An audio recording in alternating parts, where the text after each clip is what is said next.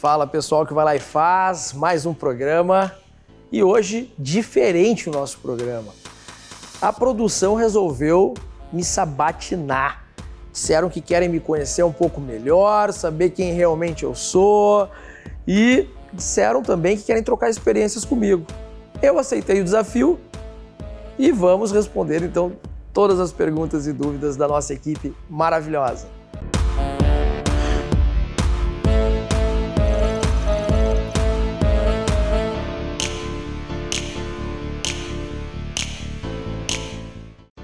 Como foi o início da sua carreira profissional? 13 anos de idade, quando eu fui trabalhar com meu pai de office boy, numa empresa já do ramo de transportes. Meu pai sempre teve uma empresa sempre trabalhou, na verdade, no segmento de transportes especiais. E eu com 13 anos, eu sempre quis muito trabalhar, desde pequeno ia nas empresas onde ele trabalhava e com 13 anos ele me deu então o cargo de office boy. Que naquela época o que é office boy, muita gente hoje nem sabe mais, essa nova geração nem sabe mais. O office boy era o cara que ia a banco, que ia levar documentos, que pegava o ônibus. Então, pegava ônibus, já ia ali para os terminais de ônibus, saía com o envelope da empresa, levava para o ticket restaurante, buscava os tickets restaurante, ia para a fila do banco para fazer depósito, pagamentos. Então, eu comecei, na verdade, desta forma. Qual o seu principal ramo de atuação? Eu foquei na logística, na verdade, né? Então, o meu negócio hoje é logística de grandes cargas, fazendo transportes de grandes componentes, como transformadores de energia elétrica, pás eólicas, tanques, peças industriais e atendendo todo o Brasil e Mercosul. Então, eu gosto do que ninguém gosta de fazer, é o que eu gosto de fazer. Então, eu brinco lá na empresa, o que ninguém quer fazer, traz que a gente vai fazer. Então, quanto mais difícil o transporte, mais a gente se envolve e realmente quer dar uma solução e provar que nós conseguimos fazer e aceitamos qualquer desafio hoje. Então, a logística hoje é o meu ramo principal. Já tive, obviamente, outros negócios, mas que não deram certo, né? Comecei muito cedo, então hoje eu foco na logística. Quais os grandes projetos que suas empresas participam? Para os gaúchos eu posso citar os parques eólicos, que é o que está em evidência, né? A gente participou diretamente de todos os parques eólicos instalados no Rio Grande do Sul pós 2009. Né? Tivemos uma pequena participação lá em 2005, mas na época eram pequenos componentes que a gente levava para o Parque Eólico de Osório, que foi o primeiro a ser instalado. Mas depois de 2009 a gente participou diretamente de todos os parques. Outro projeto legal, que na verdade para mim foi uma prova, que um dia antes tinha dado errado um projeto que eu tinha feito e não foi por falta de aviso, foi uma caixa da água que a gente teve que transportar para o Presídio Central de Porto Alegre e entrar na madrugada. Então nós tivemos que cruzar a Carlos Gomes ali, a Avenida Carlos Gomes em Porto Alegre, desmanchar ela quase toda, porque era uma caixa da água com 5 metros de diâmetro. Então todos os semáforos tinham que sair e tudo, porém nós tínhamos um dia só para fazer isso. Essa caixa da água foi fabricada em Erechim e nós tínhamos apenas um dia para cruzar Porto Alegre. Então nós tivemos que fazer um estudo prévio de quase 60 dias para garantir este um dia, né? Então, e chegamos no Presídio Central, 4h30 da manhã, com a caixa da água e o transporte foi um sucesso. Aprendendo com os erros. E esse transporte, então, foi um desafio, porque um dia antes eu fiz uma caca, confesso. Nós fomos levar um transformador de energia elétrica para Nova Petrópolis e a Polícia Rodoviária Federal sugeriu o transporte a partir da meia-noite para subir a Serra de Nova Petrópolis. Nisso comentei com meu pai, que é muito experiente no ramo, e meu pai disse, não aceita e façam durante o dia. E aí eu disse, não, os caras já estão combinados, vamos lá que não vai ter problema nenhum. Nisto, nós subindo a serra, muito fechadas árvores, tinha uma rede de alta tensão, a qual não tinha visibilidade. A gente passou com a carga, deu dá a gente chama de uma indução, e começa a estourar os pneus da carreta e trancou todo o trânsito, a carga quase tombou na serra, eu tranquei a serra por muitas horas e meu pai só ouve na Rádio Gaúcha de manhã a notícia de que uma carga especial tinha trancado toda a serra de Nova Petrópolis e aquilo para mim foi um desastre. Me emociono porque, tipo, pro meu pai, né, tipo, mostrar pro meu pai que eu sou bom, que eu faço, e eu faço aquela caca. E no outro dia, e nós viramos à noite, porque nós viramos à noite transportando aquela máquina, e não deu certo, e ele falou que não ia dar certo. E no outro dia deu toda uma repercussão negativa, nós conseguimos ter um plano de ação ágil, né? Um plano de contenção ágil, botamos os guindastes, liberamos a serra. Porém, no dia seguinte eu tinha esse outro desafio. Eu sabia que eu ia ficar quase 72 horas acordado, porque eu tinha esse desafio, mas e a insegurança de fazer esse desafio, né? Então, cara, fiz isso. E agora? Eu tenho um dia para atravessar Porto Alegre com isso, né? Então, e aquela insegurança, não vou eu mais, vou botar outra pessoa, e aí acabei tomando por decisão de ir, e graças a Deus a equipe toda trabalhou muito bem, deu tudo certo. Teu pai é a tua maior inspiração profissional, além de pessoal? Vocês me matam, né? Sem dúvida, não tenha dúvida. O meu pai nesse segmento é a minha inspiração. Acho que eu estou no ramo ainda porque ele ainda está vivo, tem 85 anos. Não sei se depois que meu pai se for eu continuo no segmento, porque é um segmento de muito trabalho, muito desgaste, né? Então não sei se eu continuarei, mas enquanto ele estiver vivo eu vou continuar, não tenha dúvida. Como foi a gravação do especial do Dia dos Pais? Eu fui ali para gravar um programa normal, e aí era Dia dos Pais, chega ele com 85 anos, entrevistando lá. Hoje quem vai ser entrevistado é tu. E foi um programa que realmente treinaram ele, a equipe treinou ele, eu não sabia, né? A equipe treinou ele, fez tudo e chega lá ele e apresenta o programa, querido. Na prática, como é atuar nesse ramo? Como que se dá na prática, né? Na verdade, muitos clientes, muitas pessoas hoje, é tudo just in time, né? É tudo muito programado, porque tu lidar com equipamentos e guindastes para fazer descarga e insumos muito caros. Então, para montagem de um parque eólico, por exemplo, por mais que tu esteja trabalhando com uma carga especial, há cronograma que tem que ser seguido, tu tens que fazer as coisas ágeis, mesmo sendo uma carga especial, e dar correria, coisa que não era para acontecer. Mas devido de um custo hoje de um parque eólico parado, por exemplo, esperando aquela carga, é muito caro. Antigamente, se fazia um pulmão de carga, que a gente chama, né? Se descarregava e depois ficava as carretas.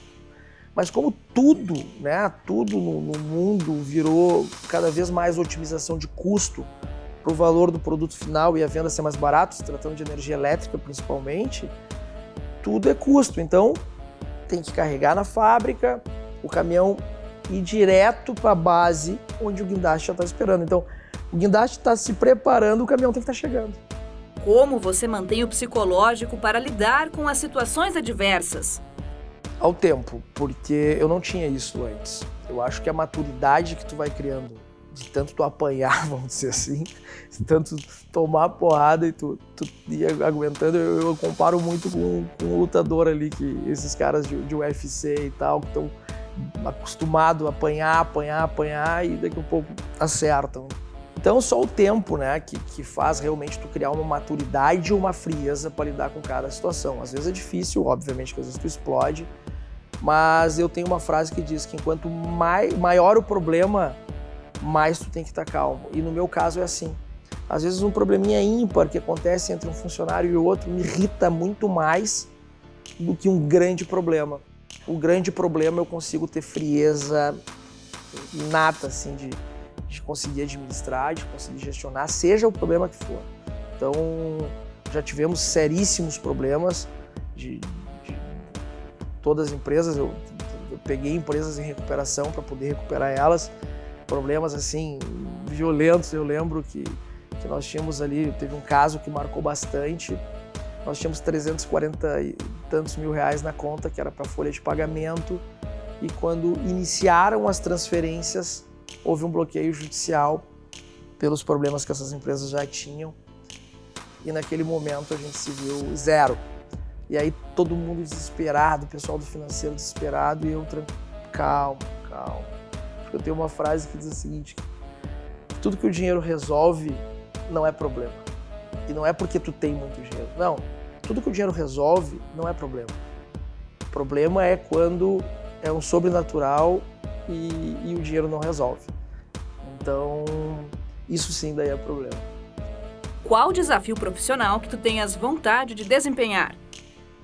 Nós temos desafios do passado e desafios do futuro, né? Essa é a realidade, né? Porque eu errei muito, obviamente, né? E onde eu vejo que eu errei, né? Eu errei quando eu dispersei o foco em outras empresas, em outros segmentos de negócio. Eu acho que ali eu dei uns 3 anos de passo para trás.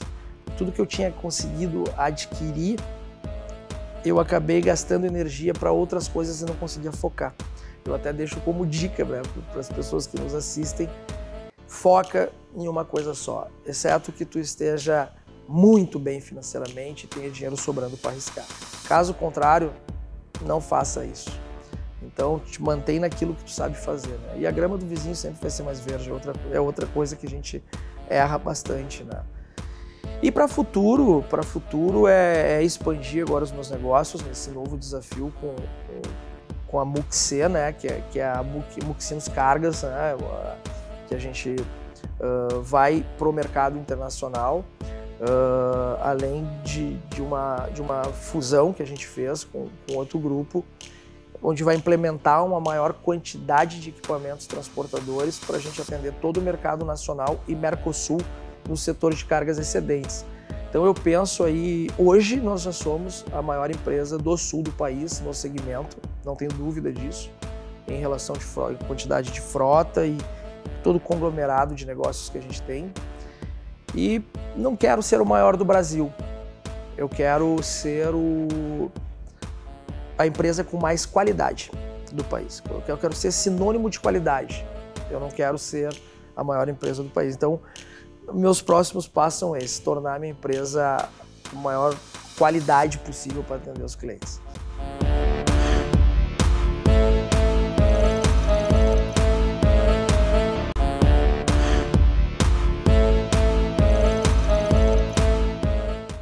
Voltamos aqui do nosso intervalo comercial, a entrevista com o João Matheus, que a produção está me sabatinando de perguntas e estão cheio de dúvidas. Vamos dar sequência então. Nanda, pode continuar aí. Como foi a caminhada do João até aqui? Mesmo tendo nascido numa família de classe média, eu sempre quis fazer por mim. Então eu já fazia na época pulseirinhas de novelo de lã, treliçadas para vender na escola. Foi uma iniciativa minha. Depois eu lembro que eu tinha uma vizinha também que trabalhava com encadernações. Eu, com 8, 9 anos de idade, fui pedir trabalho para ela, para ajudar. Então, eu acho que eu sempre tive muito, assim, não sei de onde que veio de fato, mas sempre tive vontade de ter as minhas coisas, né? De adquirir as minhas coisas. Então, com 13 anos, realmente fui trabalhar com meu pai, comecei a ganhar minha grana. Depois de office boy, eu acabei passando a auxiliar de escritório, fiz um curso de datilografia, aí fazia os manifestos de carga, datilografando. E depois disso, a parte comercial, que realmente foi o que me levantou e me fez mudar de vida, não só como empresário, mas sim como um trabalhador, eu era um vendedor, né? Eu era um vendedor e ganhei dinheiro, comecei a ganhar dinheiro, onde comprei meu primeiro apartamento, tudo foi como vendedor de transporte. Mas virei vendedor de transporte o dia que o meu pai tinha deixado o escritório livre, eu atendi uma ligação, uma pessoa pedindo uma cotação de frete, naquela época era por telefone ou fax, porque não tinha e-mail, não tinha nada disso, né? E eu vendi aquele frete, eu fiz o preço, eu mesmo vendi. O pai chegou e disse: não sei se eu fiz certo ou errado, mas vendi esse frete. Então a gente percebeu que ali eu já sabia precificar. E aí comecei a trabalhar como vendedor de transporte naquela empresa ali. E antes disso, obviamente, eu ainda tive outras coisas, porque minha mãe tinha academia e coisa, e o sonho da mãe e do pai é sempre ter a filha ou filho modelo, né? Aquela coisa, né? Então, eu fazia algumas fotos, sempre fui aquela criancinha que dizia, ai, que bonitinho, que fofinho. Então, fiz fotos, fiz algumas propagandas, desfilei Gaston e Gastonzinho, Pacalolo Júnior. Então, tive toda essa história. Ao ponto de eu ir num desfile, isso é muito interessante, de uma prima minha. Então esse desfile foi nos Caixeiros Viajantes. Aí comecei a calcular quantas pessoas tinham dentro. E calculei pelo valor do ingresso que se pagou. E aí quantas meninas tinham desfilando. E calculei quanto que elas pagaram as inscrições. E quanto que elas tinham, porque elas tinham um mínimo de camisetas também para vender. Aí comecei a fazer conta ali mesmo naquela mesa, eu vou fazer isso para ganhar dinheiro. Óbvio que eu vou fazer isso para ganhar dinheiro. E com 16 anos eu abri minha própria agência de modelo. Pedi para meus pais me emanciparem. Com 16 anos meus pais me emanciparam, me tornaram maior de idade. Contra gosto da minha mãe, mas ali eu já ganhei minha maioridade. E montei minha primeira empresa que chamava-se Mix Models. E aí montei minha agência de modelos e comecei a produzir eventos, né? Produzir esses desfiles. Aí fiz o Garoto Estudantil, que dava muito certo. Contratei um professor que dava as aulas de modelo. E também tive muita sorte, assim, uma vez eu cheguei, onde é que vai ser minha agência? E na CIS Brasil, em Porto Alegre, tinha um shoppingzinho chamado Shopping Boldrini. E ali tinha várias pecinhas de 12 metros quadrados. E aí a moça que me atendeu, era uma das filhas do dono, eu não sabia, ela disse, mas lá em cima eu tenho um espaço que como eu não uso, eu te faço um pouquinho mais do que o valor da salinha essa. Cheguei lá em cima, já tinha um escritório pronto, montado, eu digo, nossa, virou Mix Models SA isso aqui de tão grande, quem chegar aqui vai dar-lhe um impacto. Então eu botava a gente a panfletar na CIS Brasil e já subia as escadas para fazer a inscrição das meninas. E eu mesmo ia lá embaixo, captava, subia. Até um ponto de eu ter conhecido o Sérgio Doerre, que era da RBS, junto com o Claro, Gilberto, e eles gostaram do Garota, viu que eu botei 800 pessoas de público num Garoto Estudantil, na verdade, e a gente acabou combinando e eles confiaram em mim de promover na época, em alguns lugares do estado do Rio Grande do Sul, o Garota Verão 2000, que era o Garota Verão do Milênio. E aí eu tive uma grande decepção ali, né? Porque eu tava com a minha agência legal, tava tudo acontecendo. Fiz o Garota Verão em 2, 3 lugares em Porto Alegre. E nisso deu um caos em um dos eventos que choveu muito e não foi quase ninguém. E eu perdi a grana da bilheteria, não tinha para pagar, para bancar. E o do R ali, não, nossa parte a gente quer, papapá. E eles aproveitaram o momento, brinco com o Claro até hoje, eles aproveitaram o momento e numa época eu conversei com o Claro e disse que não lembra disso, mas tudo bem, passado. E aproveitaram o momento, como eu já tinha tudo produzido, de assumir as bilheterias depois. E aquilo ali para mim foi uma decepção. Lembro também que eu peguei uma lotação para ir até onde era a RBS, lá no Morro. Pedi pelo amor de Deus que eles não fizessem aquilo comigo, porque eu ia quebrar. E de fato quebrei. Meu pai teve que vender 3 carros na época, graças a Deus ele tinha, para poder pagar todos os credores. Então ali foi minha primeira quebra. E dali voltei pro transporte. Mas a parte boa... Aí começa a emocionar. Mas a parte boa de tudo isso foi onde conheci minha esposa. Que ela participou de um... Que ela participou de um Garota, ou de um Garoto Estudantil, não lembro bem, quando ela tinha 14 anos. Tudo bem, ali conheci ela e nunca mais falamos, nunca mais nos vimos. E um dia ela me encontrou na rua. Tu não é o moço aquele dos desfiles? Digo, era. E eu digo, gatinha, né? Eu digo, pô, show. Eu digo, tu não quer me dar teu telefone? Né? E aí anotei o telefone com ele atrás. Onde é que tá indo? Tô indo no banco. Tá, vou contigo, trocar carona. Não pego carona com estranho, não sou mais estranho, tamo aí, né? E já era gurizão. E aí fui até o banco, peguei o telefone, Deu final da tarde, liguei pra casa dela. Eu digo, e aí, quem sabe a gente sai e tal, se conhece melhor. E aí a gente se conheceu ali, liguei pra ela, ela disse, não vou sair, não posso sair e tal, porque a gente tinha uma diferença de idade, eu com 18 eu acho, e ela 14, não, minto, ela com 16. Aí... Ela tá soprando que foi 17 aqui. Não, eu conheci, aí foi 16. Ela, não saio ainda e tal, não sei se minha mãe vai curtir muito isso. Beleza, desliguei, né, decepcionado, a gatinha me cortou, né. E depois ela me liga, deu ali o quê, passou uns 15 minutos, ela me liga. Olha, falei com a minha mãe, ela acha melhor a gente sair, tá tranquilo. E eu digo, tá bom, né. Na época eu tava meio enrolado aí, né? Mas enfim, não precisamos chegar nesse ponto, o chinelo vai pegar. Vai voar a sandália, tá voando. E aí saímos, fomos no McDonald's, me lembro que a minha sogra perguntou, o que vocês querem? Eu digo, só conversar. Se é só conversar, fiquem aqui em casa. Daí eu digo, não, a senhora não se preocupe, eu prefiro ficar mais à vontade de sair com ela fora, mas as minhas intenções são as melhores. E tá aí a prova, né? Quase 20 anos juntos já. E aí essa foi a única parte boa dos desfiles, foi essa, né? Porque o resto foi tudo catástrofe. E voltei pro ramo do transporte.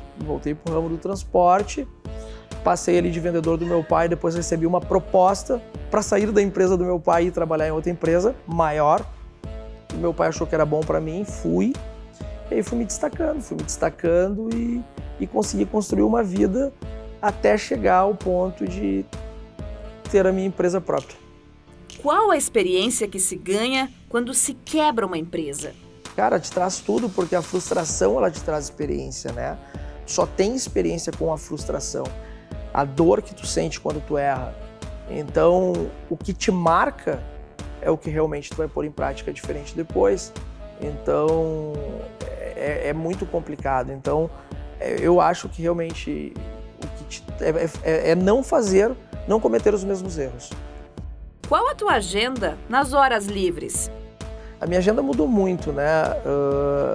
Antes Covid era o workaholic, né? Tipo, 18 horas por dia de trabalho, era um rato de aeroporto, não dormia, tipo, acordava 4, 5 horas da manhã para trabalhar, para escrever, né? Havia uma ideia durante o sono ali, que você tá meio dormindo, minha coisa já levantava, já ia tomar nota. Então, e com tudo isso, não dei muita importância à família, né? Então, depois desse lance da pandemia, que veio tudo isso, né, que aconteceu nessa mudança de mundo, eu nunca acreditei num home office na minha vida. Isso para mim era, tem que acordar, tem que ir pro trabalho, tem que acordar, tem que estar na tua empresa, tem que ser o primeiro a chegar, o último a sair. E a pandemia me fez mudar um pouco essa visão de mundo, né? Eu acho que eu consegui ganhar mais tempo com a pandemia, na verdade, porque comecei a viajar menos. Tu vai para um aeroporto hoje, tu perde entre deslocamento e viagem. Uma viagem a São Paulo hoje, tu perde 6 horas entre acordar e chegar em São Paulo, né? Então, fazia bate e volta no mesmo dia. Então, eu acho que a pandemia me ajudou muito nesse sentido, de ver que as coisas conseguem serem resolvidas sem tu estar presente. Eu aprendi a delegar mais com a pandemia. Esta foi a realidade.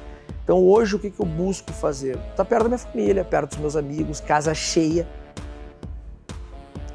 É a vida, né? Tipo, a gente perdeu pessoas, perdeu uma série de gente que a gente gostava. Então, cara, casa cheia. É a melhor coisa, tem que estar com teus amigos dando risada, bebendo uma cerveja. Qual é a moral de tu não ser feliz? Tu pode ser feliz. E me desculpa, tu não vai ser feliz sozinho. Pessoas precisam de pessoas. Então, hoje eu prezo família e amigos.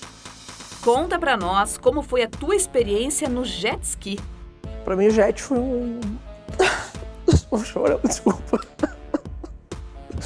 Desculpa.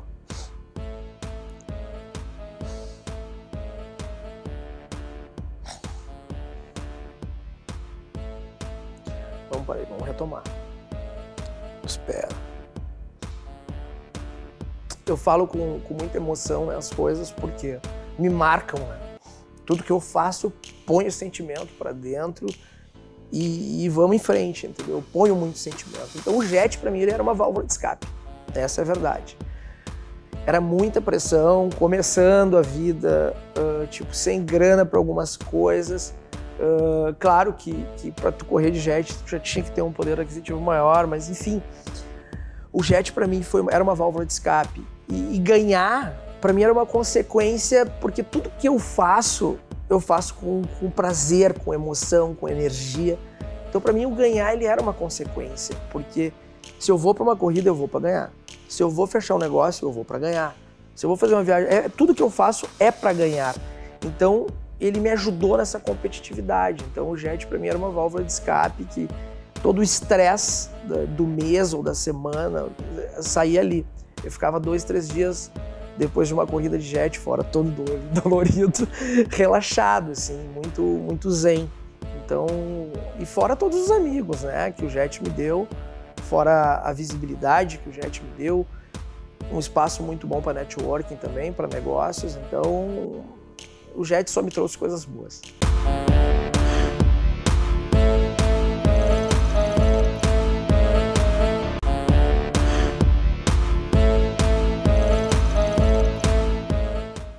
Voltamos aqui do nosso intervalo comercial.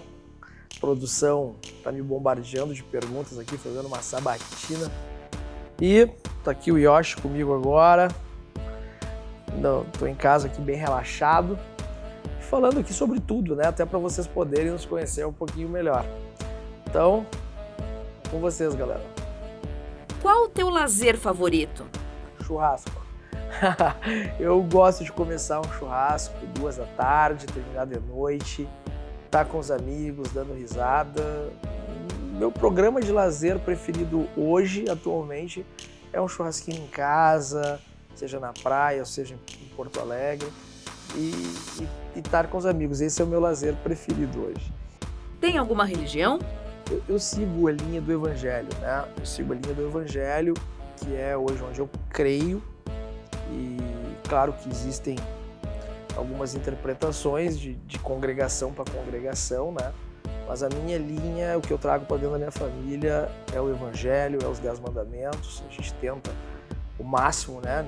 Nenhum de nós consegue se manter naquela linha ali, porque senão seríamos deuses, né? E não somos, mas é isso que eu busco na família. Eu acho que tu conseguir criar um filho dentro desta, vamos dizer, dentro dos princípios bíblicos, dentro dos princípios dos 10 mandamentos, eu acho que é excelente no mundo moderno de hoje. Na verdade, minha mãe ou meu pai, não recordo bem, entraram na igreja numa época, conheceram um pastor Hilário, que foi o primeiro pastor na época, e eu acho que eu tinha 13, 14 anos, me batizei nas águas, acho que vão fazer mais de 20 anos, com certeza absoluta, não recordo bem ali as datas, né? Mas meus pais, na época, fui para um retiro, achei interessantíssimo, achei legal, e um retiro de jovens. E claro, né, a gente tenta seguir, eu acho que a religião está em nós, né? Eu acho que esse lance de religião, eu acho que se tu tem uma ligação com Deus, e tu te sente ligado com Deus, a religião eu acho que ela acaba sendo secundária, mas como tudo na vida, eu acho que tu tem que seguir um rito. E o rito que eu escolhi hoje é o do Evangelho. Quando as meninas não estão dormindo, por exemplo, a gente ora, a gente questiona, a gente pergunta, já pedimos explicações, abrindo a Bíblia, dizendo a gente precisa de explicação para isso.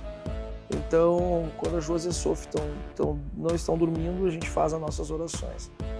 Antes de dormir, pede por todo mundo, pede por nós. Eu, durante o dia, no banho, no carro, eu estou toda hora tentando me manter conectado, né? Porque nós temos que sempre tem que ter alguém nos guiando, né? Então, quando tu não está conectado, tem meu pastor lá da igreja que vem, me puxa a orelha, conversa, chama, mostra. Ele é um líder espiritual para mim hoje que profetiza, profetiza o certo, profetiza o errado, e é certo o que ele fala. Tipo assim, não tem esse cara desde 2017, né? Não é um guru, nem perto disso, mas a gente criou uma conexão. Então, eu acho que digo assim, toda grande liderança, né, que existe por trás disso ajuda nós como empresários, porque o empresário ele já é abençoado por si só. O empresário, porque ele gera renda, ele gera emprego, ele ajuda outras famílias. Então, poucos dos empresários sabem disso, que eles já são abençoados.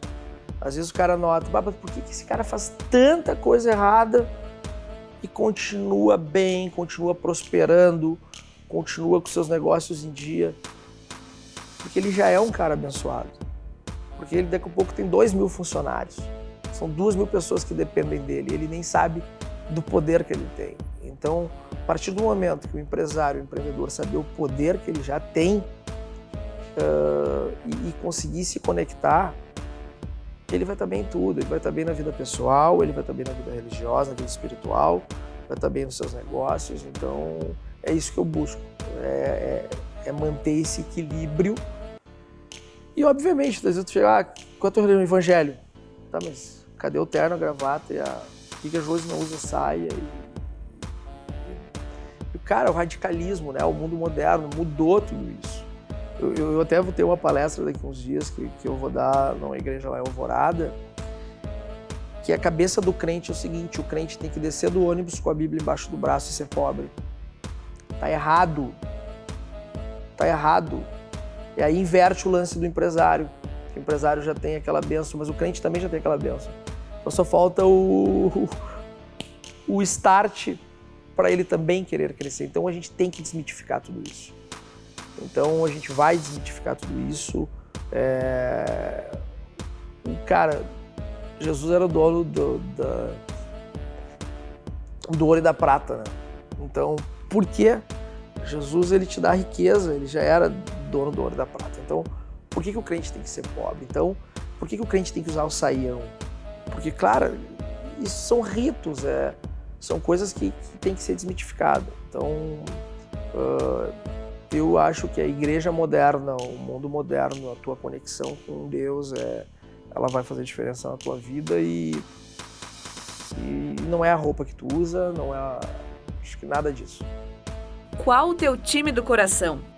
Sou colorado, fanático, doente, viajo onde tiver que viajar para assistir final de campeonato, assistir final de Libertadores, o time de coração de família é o Inter. O que não fazer no primeiro ano de negócio? Não misturar a pessoa física e a jurídica parte já desde o início. Não gastar mais do que a empresa está lucrando e principalmente não achar que o dinheiro da empresa é teu. Eu vejo muitos empreendedores que têm uma ansiedade de uma vida melhor e acabam quebrando o seu negócio por essa ansiedade. Detalhes pequenos, negócios pequenos, por exemplo, o cara montou um negócio, está dando um dinheirinho, foi comprou uma televisão 12 vezes porque ele queria uma tela plana dentro de casa. Cara, tu vai ter a tela plana, mas espera um pouquinho. Já foi lá, já trocou de carro porque ele precisa mostrar que o negócio dele tá bem, tá bom. Espera um pouquinho, foi erros que eu mesmo já cometi quando era mais novo e tinha esse tipo de negócio e continuo vendo que as pessoas persistem nisso. Faz a conta de cima para baixo. Como que é a conta de cima para baixo? Quanto que eu quero ganhar? Eu quero ganhar R$3.000 por mês. Quanto que é o meu aluguel? 2. Quanto que eu vou gastar de funcionário? Mais 2. Quanto que eu vou gastar de custo fixo, luz, água, internet, telefone? Mais 3. R$10.000. Então é o seguinte, quanto tu precisa vender para fazer esses R$10.000?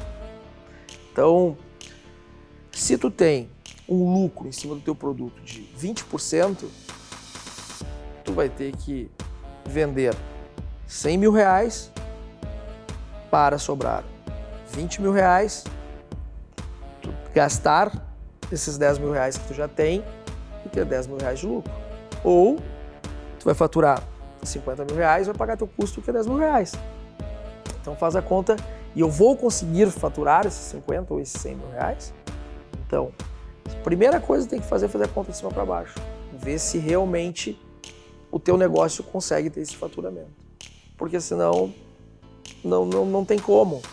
Tu pode planejar, fazer o que tu quiser, mas não precisa nem gastar com isso. Se tu fizer essa continha simples, tu já sabe se teu negócio vai dar certo ou não.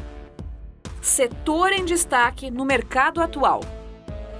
Hoje, gastronomia, sem dúvida.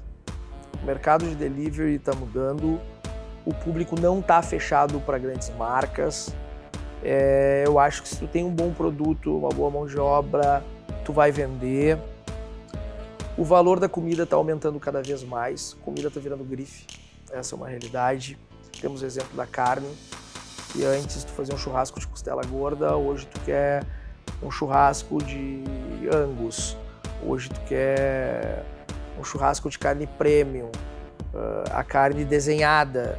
Então a comida está virando grife e eu acho que é uma grande oportunidade agora para quem quer começar. A gastronomia é excelente.